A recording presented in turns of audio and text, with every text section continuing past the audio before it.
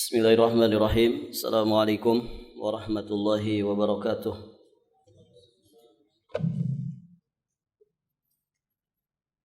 Alhamdulillahi rabbil alamin.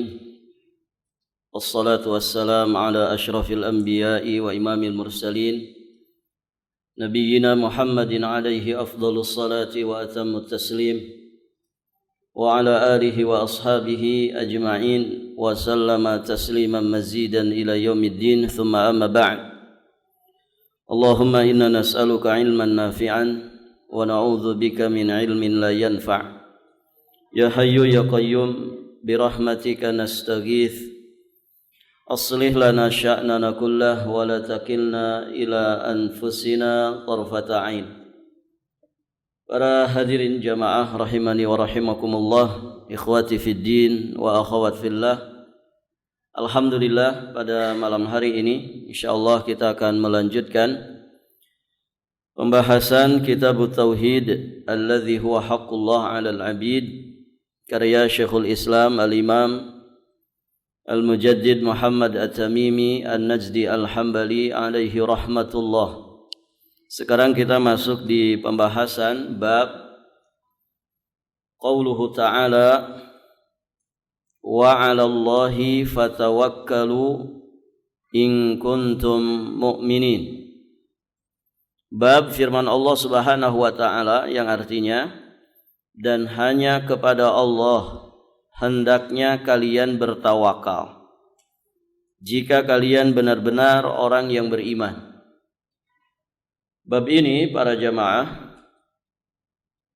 beliau bawakan dengan mengambil potongan dari firman Allah Subhanahu wa taala surat Al-Maidah ayat yang ke-23. Yang intinya bab ini membahas tentang salah satu di antara ibadah hati yang sangat agung, yakni at-tawakkul 'ala Allah, bertawakal kepada Allah Subhanahu wa taala. Sebelum kita membahas dalil-dalil yang beliau sampaikan, kita sedikit mengingat kembali tentang makna dari tawakal. At-tawakkul ini sudah menjadi bahasa kita. Jadi bahasa Indonesianya at-tawakkul yang bersumber dari kata tawakkala, yatawakkalu tawakkulan, di bahasa kita kan ya menjadi tawakal. Artinya istilah tawakal ini yang ada dalam bahasa kita itu diserap dari bahasa Arab, yang itu menjadi istilah syariat di dalam pembahasan ibadah-ibadah hati atau dalam pembahasan akidah. Baik para jamaah, namun kalau dimaknakan at-tawakkul secara bahasa artinya at-tafwid, menyerahkan, mempercayakan atau mewakilkan urusan kepada orang. Kita juga mengenal istilah wakil, mewakilkan, dari kata tawakal, tawakkul, mewakilkan. Baik para jamaah yang dirahmati Allah. Nah, ini makna secara bahasa. Jadi tawakal itu berkisar dalam makna itu, at-tafwid, menyerahkan, mempercayakan atau mewakilkan urusan kepada pihak lain. Adapun secara istilah syar'i yang dimaksud dengan tawakkul atau tawakal, kita nukilkan dari apa yang disampaikan oleh Imam Ibnu Rajab Al-Hambali alaihi rahmatullah. Beliau menyampaikan at-tawakkulu syar'an, tawakal secara istilah syar'i adalah sidku i'timadil qalbi 'ala Allahi azza wa jalla fi istijlabil masalih wa daf'il madar min umuri dunya wal akhirah. Jadi yang namanya tawakal adalah kejujuran hati, jujurnya hati dalam bersandar kepada Allah, baik dalam meraih kebaikan, kemaslahatan, maupun dalam menghindari kemadaratan yang berkaitan dengan urusan dunia, juga berkaitan dengan urusan akhirat. Baik. Dari definisi ini kita memahami asal dari ibadah tawakal itu adalah ibadah hati. Sidqu i'timadil qalbi 'ala Allah. Ya, jujurnya hati di dalam bersandar kepada Allah Subhanahu wa taala. Jadi asalnya adalah ibadah hati. Baik, para jamaah yang dirahmati Allah. Kemudian Imam Ibn Rajab Al-Hambali beliau melanjutkan wala yakunul mu'min mutawakkilan 'ala Allah haqqa tawakkulihi illa bithiqati billah. Dan tidaklah seorang mukmin bertawakal kepada Allah Subhanahu wa taala dengan sebenar-benarnya tawakal melainkan dengan 3 perkara. Yang pertama, as-thiqatu billah, ada keyakinan. Dia percaya, yakin kepada Allah Subhanahu wa taala. Kemudian wa husnidhanni bihi. Dia berhusnudzan kepada Allah Subhanahu wa taala. Kemudian wa taslim li amri, dan menerima segala ketetapan darinya. 3 ini ya. Tawakal tidak akan terwujud, tawakal yang sesungguh-sungguhnya tidak akan terwujud kecuali dengan 3 hal. Yang pertama tadi as-thiqatu billah, yakin atau percaya kepada Allah. Harus ada keyakinan. Kemudian yang kedua, husnudzan kepada Allah Subhanahu wa taala, berbaik sangka kepada Allah. Dan yang ketiga, menerima ketetapannya. Bisa jadi para jamaah yang dirahmati Allah, hasilnya mungkin tidak sesuai dengan apa yang kita inginkan. Namun kalau itu sudah menjadi ketetapan Allah, setelah tawakalnya kita kepada Allah Subhanahu wa taala, bisa jadi itu bagi Allah yang terbaik untuk kita. Ya, karena para jamaah yang dirahmati Allah, apa yang dipandang baik menurut versi kita, versi manusia, belum tentu baik menurut Allah Subhanahu wa taala. Maka orang yang tawakal dengan sebenar-benarnya tawakal, pasti dia taslim, menerima, pasrah, menyerah dengan ketetapan Allah Subhanahu wa taala. Baik, para jamaah yang dirahmati Allah Subhanahu wa taala. Nah, itu tentang definisi dari tawakal. Kemudian juga para ulama menjelaskan penjelasan yang sedikit berbeda, tapi intinya masih berkisaran terkait dengan tawakal yang hakiki. Bahwa tawakal yang benar itu meliputi 3 hal. Tawakal yang benar meliputi 3 hal. Yang pertama al-i'tiqad, berkaitan dengan keyakinan. Yang kedua berkaitan dengan al-i'timad, penyandaran. Kemudian satu lagi berkaitan dengan al-ikhtiyar, yakni al-akhdhu bil asbab, atau yang disebut dengan usaha. Baik, para jamaah yang dirahmati Allah. Jadi tawakal juga mencakup 3 hal ini. Yang pertama, i'tiqad. Maksudnya apa? Yakni seorang hamba hendaknya mengetahui dengan pasti, tanpa ragu sedikit pun, bahwa segala urusan itu ada di tangan Allah. Al-umur biyadillah, segala urusan itu di tangan Allah Subhanahu wa taala. Apa yang Allah kehendaki pasti terjadi.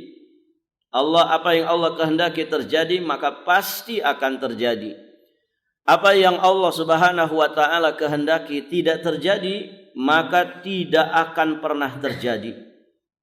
Hanya Allah yang kuasa memberikan manfaat, hanya Allah Subhanahu wa taala yang kuasa menolak madarat, hanya Allah yang kuasa memberi ataupun menahan. Allah lah satu-satunya zat yang menciptakan sebab dan yang menjadikan sebab itu kemudian memberikan pengaruh. Ini keyakinan yang harus ada dalam tawakal kita kepada Allah Subhanahu wa taala. Kemudian yang kedua, para jamaah yang dirahmati Allah, di dalam tawakal juga harus ada iktimad. Iktimad itu penyandaran. Maksudnya apa? Bersandarnya hati kepada Allah Subhanahu wa taala dengan penuh kepercayaan. Tadi yang kita sebut dengan as-siqatu billah. Bersandarnya hati kepada Allah Subhanahu wa taala dengan penuh kepercayaan dalam menyerahkan segala urusan dunia kita, urusan agama kita, urusan akhirat kita, dan bahwasannya semua urusan itu ada di tangan Allah Subhanahu wa taala, tergantung kepada kehendaknya Allah Subhanahu wa taala. Ini bersandarnya hati kepada Allah, disebut dengan i'timad. Yang ketiga, para jamaah yang dirahmati Allah, yang harus ada di dalam tawakal kita adalah al-ikhtiyar.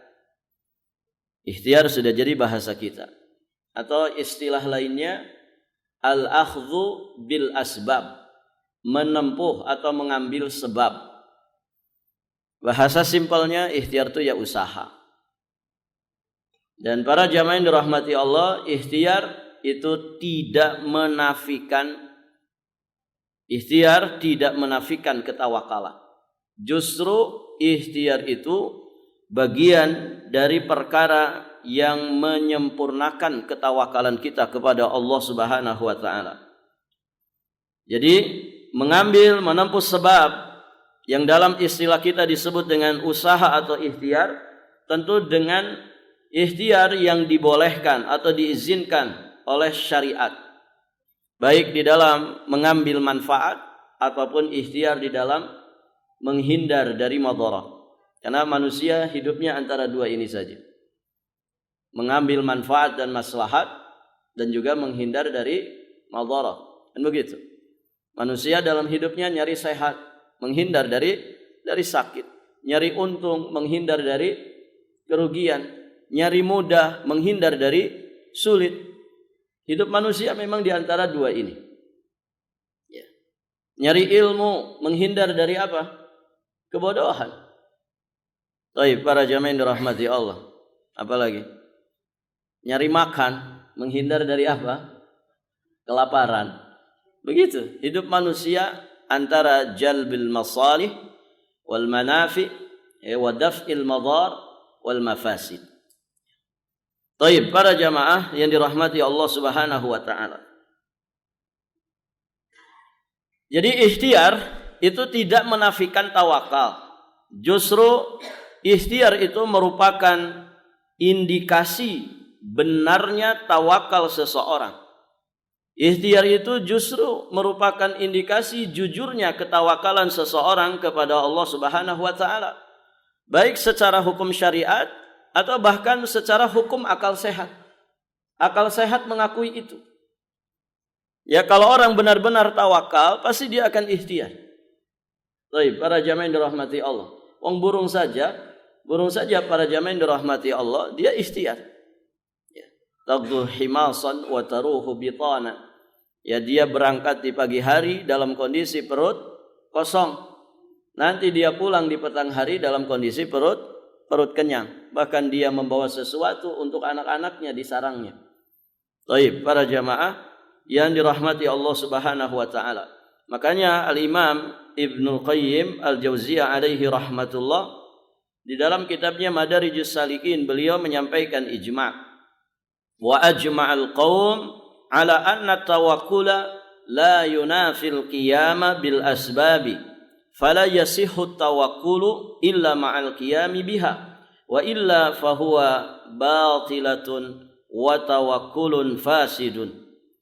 Dan kaum, yakni para ulama, mereka telah bersepakat bahwasannya tawakal itu tidak menafikan ikhtiar. Tawakal tidak menghilangkan usaha. Baik, para jamaah, bahkan tidak sah tawakal seseorang kecuali dengan ikhtiar. Jika tawakal tanpa ikhtiar, maka itu tawakal yang batal tawakal yang rusak. Baik, para jamaah yang dirahmati Allah Subhanahu wa taala. Dan banyak sekali ya dalil-dalil yang memerintahkan kita untuk berikhtiar. Ya, di banyak ayat Al-Qur'anul Karim ya, para nabi saja disuruh ikhtiar. Gitu ya. Kita mengenal kisah Nabi Musa alaihissalam. Ya, saat beliau ya ingin menyelamatkan diri, menghindar ya dari kejaran Firaun dan bala tentaranya yang sangat besar.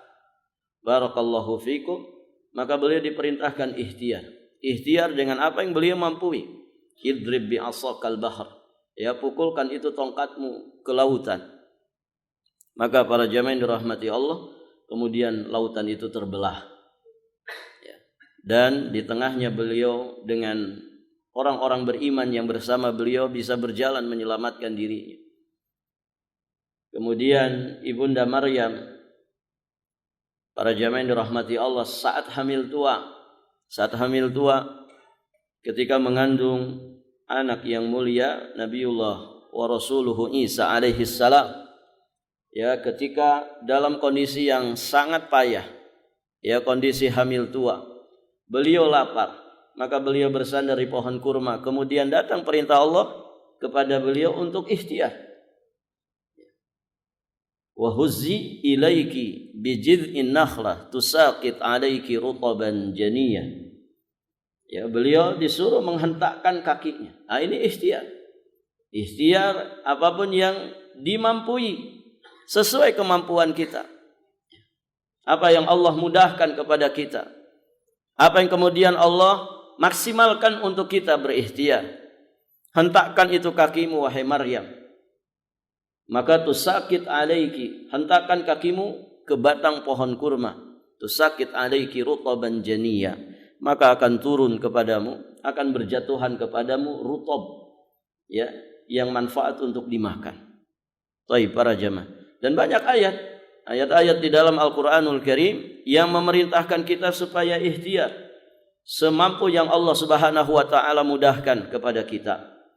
Di dalam hadis-hadis Nabi juga demikian. Kita diperintahkan untuk ikhtiar. Para jamaah yang dirahmati Allah. Nabi sallallahu alaihi wasallam di dalam banyak hadis memerintahkan umatnya untuk beramal.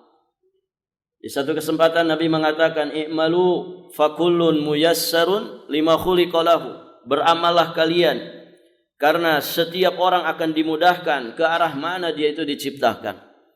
Nabi berpesan kepada bibinya, kepada pamannya, kepada putrinya supaya mereka semua beramal, mempersiapkan ya jiwa raga mereka untuk menghadapi kehidupan akhirat. Karena Nabi SAW tidak bisa membela mereka sedikit pun di hadapan Allah Subhanahu wa taala. Tidak ada nepotisme. Gitu ya. Walaupun mereka sangat dekat kepada Nabi SAW, Nabi tetap memerintahkan mereka untuk beramal soleh, punya kapasitas untuk menghadap Allah Subhanahu wa taala sehingga Allah menyelamatkan mereka dari siksa api neraka. Begitu. Disuruh beramal. Taib para jamaah yang dirahmati Allah. Kemudian Anas bin Malik radhiyallahu taala anhu, ya, beliau juga pernah berkata, qala rajulun, berkata seseorang, ya Rasulullah, ada seseorang berkata kepada Nabi, aqiluha wa atawakkalu au utlikuha wa atawakkalu. Qala aqilha wa tawakkal. Jadi ada orang bertanya kepada Nabi sallallahu alaihi wasallam dengan membawa unta. Kemudian orang ini berkata kepada Nabi, ya Rasulullah, wahai Rasulullah, apakah unta ini aku ikat, kemudian aku bertawakal kepada Allah Subhanahu wa taala? Ataukah aku biarkan unta ini tanpa aku ikat, kemudian aku pun bertawakal kepada Allah? Apa jawaban Nabi? Aqilha, ikat dulu untamu. Baru kemudian engkau bertawakal kepada Allah Subhanahu wa taala. Ya, kalau sekarang kunci dulu setang motormu, begitu ya. Baru kemudian tawakal kepada Allah Subhanahu wa taala. Kunci dulu mobilmu. baru kemudian engkau bertawakal kepada Allah. Masukkan dulu sendal kulitmu ke loker, begitu ya. Baru kemudian bertawakal kepada Allah Subhanahu wa taala. Gitu ya. Supaya apa? Supaya tidak kehilangan. Barakallahu fikum. Nah, artinya di sini Nabi sallallahu alaihi wasallam menggabungkan, menjama antara ikhtiar dan tawakal. Sehingga ikhtiar itu sama sekali tidak menafikan tawakal. Ya. Justru dia menunjukkan tentang benarnya, jujurnya ketawakalan seseorang kepada Allah Subhanahu wa taala. Beramal soleh dulu, belajar, beramal, mengamalkan ilmu dan terus istiqomah di atas itu. Baru engkau bertawakal kepada Allah untuk urusan akhirat kita. Nasib kita nanti di akhirat. Jangan kemudian kitanya maksiat di dunia, kemudian tawakal kepada Allah nanti di akhirat, nanti saya surga. Ya. Amal dulu, amal soleh dulu. Belajar agama dulu. Baik para jamaah yang dirahmati Allah. Allah Maha tahu dan Allah ya Maha kuasa untuk memberikan nilai tentang diri kita ini. Apakah kita layak selamat ataukah kita kemudian tidak selamat. Jangan kemudian pengen selamat tapi tidak mau ikhtiar menempuh jalan-jalan keselamatan. Tarjun najat walam tasluk masalikaha innas safinata la tajri 'alal yabasi. Engkau mengharapkan keselamatan tapi tidak pernah mau menempuh jalan-jalan keselamatan itu. Maka para jamaah yang dirahmati Allah, safinah, bahtera itu tidak akan pernah berlayar di atas daratan. Belajar dulu. Ya, jadi sebagian orang para jamaah ya kalah sebelum perang kan begitu. Berat Ustaz belajar bahasa Arab itu. Tapi kalau orang belajar bahasa Inggris nggak ada bilang berat gitu. Belajar bahasa Arab berat Ustaz. Ya, mending nggak usah gitu. Daripada nanti saya nggak istiqomah gitu. Ini kan waswasa syaitan. Waswasa syaitan. Bismillah dulu, belajar dulu. Belajar dulu. Ya, urusan nanti paham atau nggak paham urusan nanti. Yang penting kita ikhtiar dulu. Ya kita ingin paham bahasa Arab, ikhtiar dulu. Ya, berusaha untuk memahami. Ya, pelan-pelan. Nanti ada saatnya kalau kita istiqomah para jamaah, ngeklik itu nanti ada saatnya. Nah kalau sudah dapat kliknya, insya Allah kesananya mudah. Nah orang itu belum klik sudah berguguran di tengah jalan. Ya. Belajar agama juga demikian para jamaah. Beribadah kepada Allah Subhanahu wa taala juga demikian. Ya butuh ikhtiar. Ya, butuh ikhtiar. Nanti Ramadan juga begitu. Berat mungkin orang menjalankan Ramadan, tapi ikhtiar dulu, berusaha dulu. Baik, para jamaah yang dirahmati Allah, jangan sampai kita tumbang di tengah jalan. Baik, para jamaah yang dirahmati Allah Subhanahu wa taala,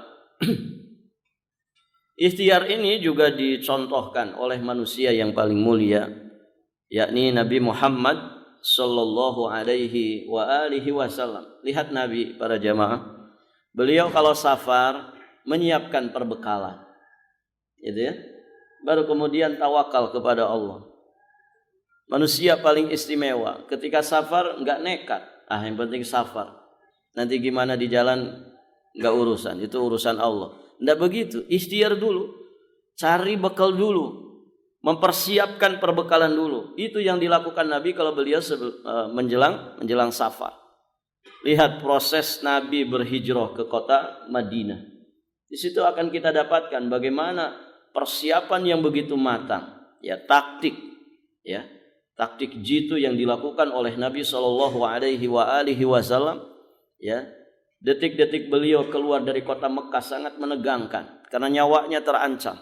Ikhtiarnya luar biasa yang dilakukan Nabi bersama sahabatnya yang mulia Abu Bakar As-Siddiq radhiyallahu taala anhu, sampai nyewa orang, kemudian nanti ada yang bertugas ini, bertugas itu. Jadi ya, ada yang ngantar makanan, begitu kan? Nanti ada yang tugas memantau ya bagaimana gejolak di tengah orang-orang Quraisy. Ini semua dipersiapkan oleh Nabi sallallahu alaihi wasallam menjelang beliau hijrah ke kota Madinah. Baik, para jamaah yang dirahmati Allah. Ketika perang Uhud juga dikisahkan Nabi sallallahu alaihi wasallam beliau mengenakan 2 lapis baju besi Ya, dan beliau menggunakan senjata, enggak tangan kosong, gitu ya. Jadi Nabi itu kebal bacok enggak tangan kosong Nabi. Ya. Beliau angkat senjata, beliau main pedang, beliau melempar tombak, beliau memanah, beliau berkuda, mengenakan baju besi sampai 2 lapis. Ini bagian daripada ikhtiar yang dilakukan oleh Nabi sallallahu alaihi wasallam. Di perang Khandaq, beliau menggali parit. Tidak kemudian kita tawakal saja kepada Allah. Saya ini loh Rasul. Masa Allah biarkan saya tertindas, celaka? Enggak, ikhtiar. Menggali parit sangat besar. Para jamaah yang dirahmati Allah bersama dengan para sahabatnya. Nah, ini semua menunjukkan kepada kita bahwa ikhtiar itu bagian penting dari tawakal seseorang kepada Allah Subhanahu wa taala. Dia menjadi pertanda benar dan jujurnya tawakal seseorang kepada Allah Subhanahu wa taala. Baik, para jamaah yang dirahmati Allah Subhanahu wa taala. Nah, itu beberapa poin terkait dengan permasalahan tawakal, dan selanjutnya insyaallah kita lanjutkan pembahasan dari dalil yang beliau sampaikan di dalam bab ini. Ayat pertama yang beliau nukilkan di sini surat Al-Maidah ayat 23. Allah Subhanahu wa taala berfirman, ba'da a'udzu billahi as-sami'il 'alim minasy syaithanir rajim. Qala rajulani minal ladzina yakhafuna an'ama Allahu 'alaihim adkhulu 'alaihimul bab fa idza dakhaltumuhu fa innakum ghalibun. Wa 'alallahi fatawakkalu in kuntum mu'minin. Berkatalah 2 orang di antara orang-orang yang takut kepada Allah. 2 orang laki-laki yang beriman dari kalangan Bani Israel. Itu yang dimaksud. Yang Allah Subhanahu wa taala telah memberikan nikmat atas keduanya. Mereka diberi nikmat oleh Allah, nikmatul iman, nikmat keyakinan, bahwa mereka yakin mendapatkan pertolongan dari Allah Subhanahu wa taala dan juga kemenangan yang Allah janjikan. Kemudian udkhulu alaihimul bab. Mereka berdua berkata, serbulah mereka dengan melalui pintu gerbang kota itu. Al-bab ini yang dimaksud adalah pintu gerbang kota di bawah kekuasaan raja yang sangat bengis ketika itu, yang menguasai Baitul Maqdis. Fa idza dakhaltumuhu fa innakum ghalibun. Maka jika kalian memasukinya, niscaya kalian itu akan menang. Kemudian di penghujung ayat, nah ini yang menjadi syahid, menjadi poin dari ayat ini. Wa 'alallahi fatawakkalu in kuntum mu'minin. Dan hanya kepada Allah lah kalian itu bertawakal jika kalian itu orang-orang yang beriman. Baik, para jamaah yang dirahmati Allah, ayat ini mengabarkan kepada kita tentang 2 orang laki-laki yang beriman dari kalangan Bani Israel, di mana keduanya memberikan motivasi, memberikan nasihat kepada kaumnya dan meminta supaya mereka bersedia untuk memasuki kota Baitul Maqdis. Kemudian 2 orang yang beriman ini menjanjikan bagi mereka kemenangan jika mereka berhasil memasuki Baitul Maqdis. Dan keduanya adalah orang yang disebutkan punya keyakinan, diberi nikmat oleh Allah Subhanahu wa taala dengan keyakinan yang sangat kuat tentang janji Allah Subhanahu wa taala melalui lisan nabi mereka, yakni Nabiullah Musa alaihi salam. Nah, mereka berdua ini meminta kepada kaumnya di penghujung ayat supaya menyandarkan jiwa raga mereka, maksudnya bertawakal kepada Allah Subhanahu wa taala dalam meraih pertolongan, dan jangan sampai mereka terperdaya dengan kekuatan musuh. Nah, ini orang tawakal ini dia punya thiqah billah. Ya, dia punya keyakinan, kepercayaan yang kuat kepada Allah Subhanahu wa taala. Dan para jamaah yang dirahmati Allah, tentu pertolongan itu ya di tangan Allah Subhanahu wa taala. Allah yang kuasa memberikannya kepada siapapun yang dikehendakinya. Dan Allah ketika menjanjikan sesuatu, innallaha la yukhliful mi'ad. Allah Subhanahu wa taala tidak akan pernah menyelisihi janjinya. Baik para jamaah yang dirahmati Allah, nah itu secara garis besar apa yang disebutkan di dalam ayat ini. Dan poinnya terkait dengan bab kita adalah di ujung ayat, wa 'alallahi fatawakkalu in kuntum mu'minin. Jelas ya, di penghujung ayat ini Allah Subhanahu wa taala memerintahkan, mewajibkan, mengikhlaskan tawakal hanya kepada Allah Subhanahu wa taala semata, bukan kepada yang lainnya. Baik.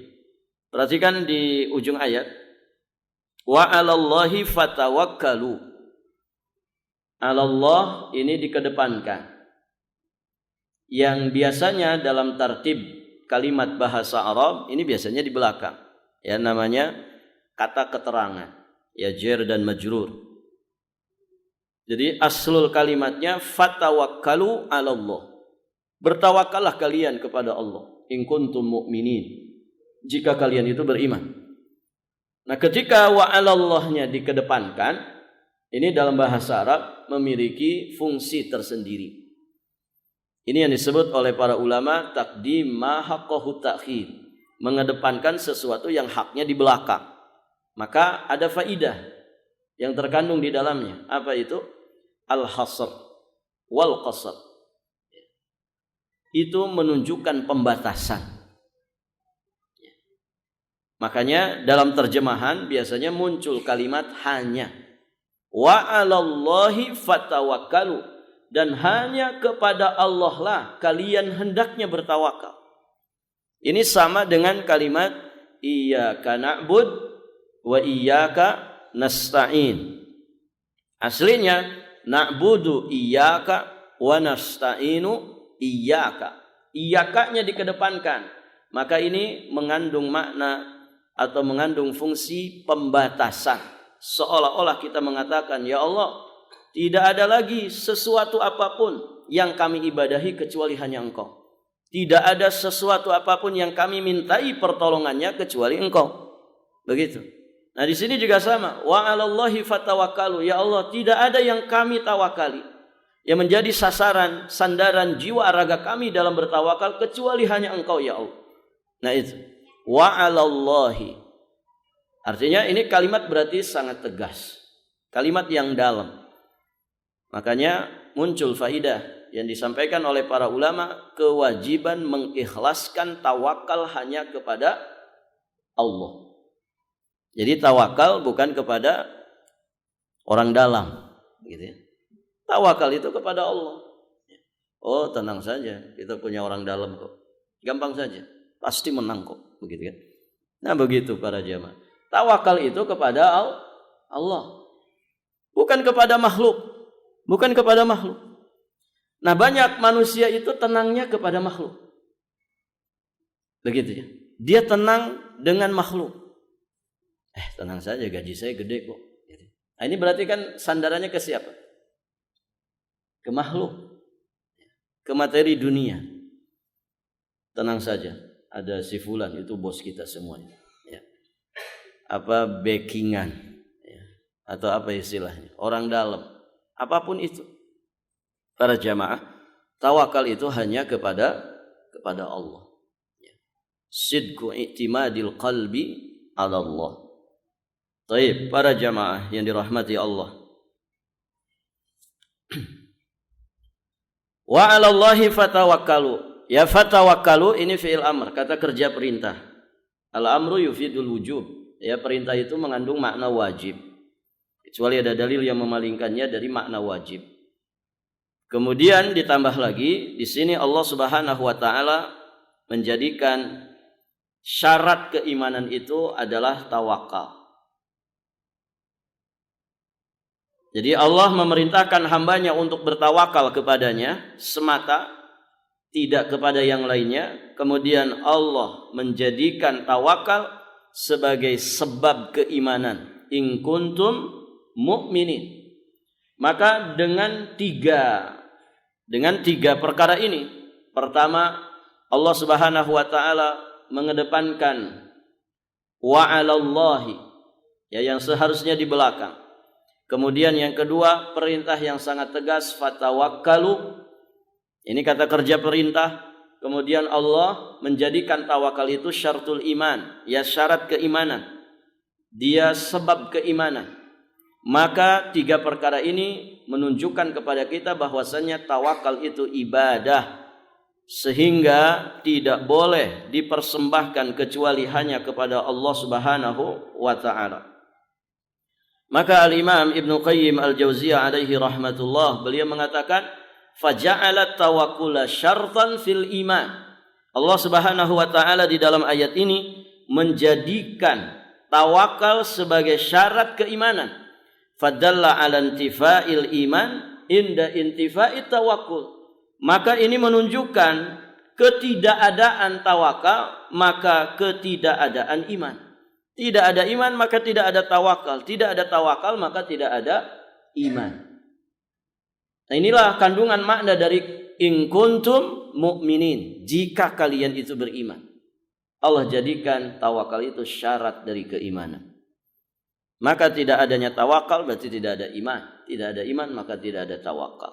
Taib. Para jamaah yang dirahmati Allah Subhanahu wa taala, itu faidah-faidah yang terkait dengan bab kita, yakni bab tawakal. Dan dari ayat ini juga ada faidah-faidah yang lain, ya, di antaranya wajib saling memberikan nasihat, ya, di antara pasukan. Nah, di sini kan ceritanya dua orang yang beriman dari kalangan Bani Israel yang kemudian memotivasi kaumnya. Supaya apa? Supaya yakin dengan janji Allah Subhanahu wa taala. Maka saling memberi nasihat di antara pasukan dan juga memberikan motivasi kepada mereka. Ya, memberikan motivasi kepada mereka, terutama ya bagi para pemimpin yang diamanahkan. Ya, yang diamanahkan ya untuk memimpin pasukan.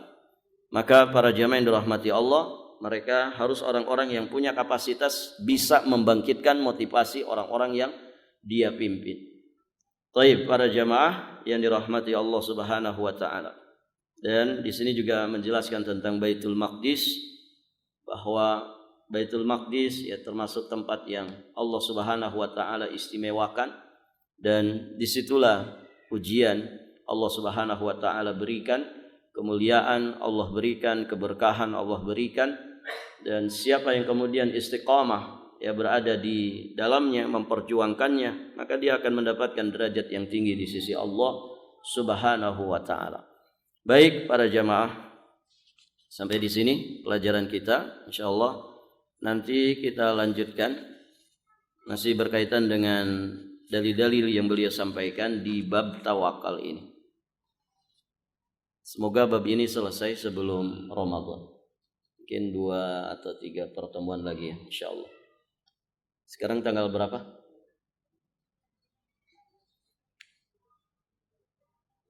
Tanggal 14 Februari. Hari pencoblosan. Baik, sekarang tanggal Sya'bannya. 4 masuk 5. Masuk 5 berarti ya. 5 Sya'ban. Tanggal 5 Sya'ban 1445 Hijriyah. Berarti sekitar 25 atau mungkin 24 hari ke depan, 3 minggu lebih sedikit saja, insyaallah kita akan masuk ke bulan Ramadan. Allahumma sallimna Ramadan wa sallim lana Ramadan wa tasallamhu minna mutaqabbala. Ada satu riwayat Nabi memperingatkan tentang bulan Sya'ban. Ketika ada sahabat bertanya kepada Nabi, kenapa engkau banyak puasa di bulan Sya'ban? Maka Nabi menjawab, dzalika syahrun yaghfulun nas anhu. Itu adalah bulan yang banyak dilalaikan manusia. Syahrun baina Rajab wa Ramadan. Huwa syahrun baina Rajab wa Ramadan. Dia adalah bulan antara bulan Rajab dan bulan Ramadan. Yang dimaksud adalah bulan Sya'ban. Wa huwa syahrun turfa'ul a'mal ila rabbil alamin. Dia adalah bulan diangkatnya amalan menuju Rabbul alamin. Fa uhibbu an yurfa'a amali wa ana sha'im. Aku senang ketika amalku diangkat, aku dalam keadaan berpuasa. Baik, para jamaah yang dirahmati Allah, maka hadis ini memberikan peringatan kepada kita, jangan sampai kita melalaikan bulan Sya'ban. Ya. Jangan sampai kita melalaikan bulan Sya'ban. Ini anjuran dari Nabi supaya kita memakmurkan waktu-waktu yang sering dilalaikan oleh manusia. Sebagaimana kalau ada tempat yang kemudian sering melalaikan manusia, nah ada anjuran bagi kita, makmurkan tempat itu dengan amal-amal soleh. Nah waktu juga demikian, ada waktu-waktu yang dilalaikan oleh manusia. Ya, bulan Sya'ban ini juga bertepatan dengan puncak masa-masa perpolitikan, kan begitu ya. Nah ini bisa saja melalaikan kita gitu ya. Padahal kita bukan calon menteri, bukan calon apa-apa gitu ya. Tapi kita ikut sibuk atau sok sibuk begitu ya. Memantau, melihat, mencermati. Maka hati-hati. Kemudian kita terlalaikan dari apa yang sesungguhnya menjadi tujuan utama hidup kita, yakni beribadah kepada Allah Subhanahu wa ta'ala. Dan para jamaah, kalau kemudian bulan ini kita lalaikan, efeknya nanti kemana?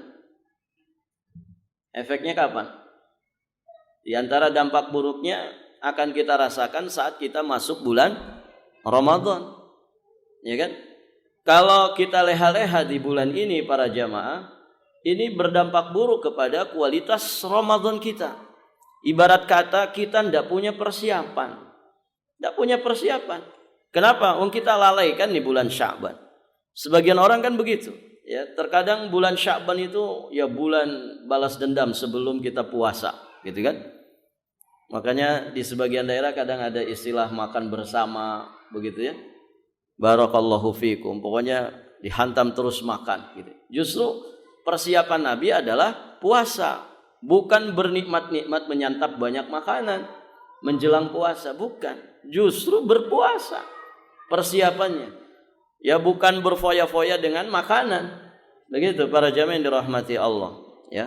Mumpung belum puasa, ayo kita puas-puasin. Ya, semua tempat kuliner dikunjungi, begitu ya. Baik, para jamaah yang dirahmati Allah. Nabi mempersiapkannya bukan dengan makan-makan, tapi justru mempersiapkannya dengan banyak berpuasa. Nah itu. Nah kalau kemudian kita tidak manfaatkan dengan sebaik-baiknya bulan Sya'ban ini, kita khawatir ya kita minim persiapan saat kita masuk bulan Ramadan. Kalau orang kurang persiapan, biasanya sebelum finish sudah pada tumbang. Begitu. Jadi kalau ada masjid kok berkurang jamaahnya di minggu kedua bulan Ramadan, nah itu orang-orang yang tumbang di tengah jalan itu, kalau kita telusuri kenapa bisa seperti itu, nah itulah orang-orang yang minim persiapan. Orang-orang yang minim persiapan. Ibarat olahraga, dia nggak punya pemanasan, dia tidak biasa berolahraga. Ya. Antum olahraga bela diri, sparring. Sebelumnya tidak pernah ada tahapan-tahapan, belajar kuda-kuda dulu, belajar dasar-dasarnya dulu. Tiba-tiba langsung sparring 2 jam, ngelawan 10 orang. Sehat antum? Enggak, babak belur antum. Gitu. 3 hari, seminggu ke depan babak belur kita. Bukan sehat yang dapat, malah sakit badan. Gitu ya. Tidak biasa nendang tinggi, tiba-tiba antum nendang tinggi. Urat-uratnya kaget semua. Gitu ya. Nah begitu para jamaah. Maka Masya Allah ini, Sya'ban ini peringatan Nabi supaya kita memaksimalkan. Artinya setidak-tidaknya persiapan dari bulan Sya'ban ini. Supaya kita enggak kagetan ya, saat kita masuk bulan Ramadan. Tidak kaget lagi dengan kesibukan tadarus. Tidak kaget lagi dengan panjang-panjangnya kita sholat malam. Tidak kaget lagi ya dengan berlapar-laparnya kita. Ya berhaus-hausnya kita gitu ya. Kenapa? Karena sudah ada persiapannya. Nah itu para jamaah yang dirahmati Allah Subhanahu wa taala. Baik. Sudah masuk waktu ya. Kita cukupkan sampai di sini. Insyaallah nanti kita lanjutkan di kesempatan berikutnya. Subhanakallahumma bihamdik asyhadu an la ilaha illa anta astaghfiruka wa atubu ilaik. Wassalamualaikum warahmatullahi wabarakatuh.